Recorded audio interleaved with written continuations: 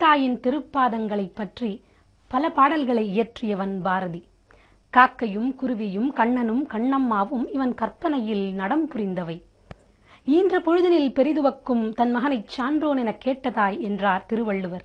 இதையே பாரதி மெச்சி உனை ஊரார் புகழ்ந்தால் என் மேனி சிலிர்க்குதடி என்று அழகுறப் பாடினான். தொடர்வது மகாகவி பாரதி இயற்றிய சின்னஞ்சிறு கிளியே, ராகமாலிகை, தாளமாதி. சின்னஞ்சிறு கிளியே கண்ணம்மா செல்வ களஞ்சியமே, சின்னஞ்சிறு கிளியே கண்ணம்மா செல்வ களஞ்சியமே,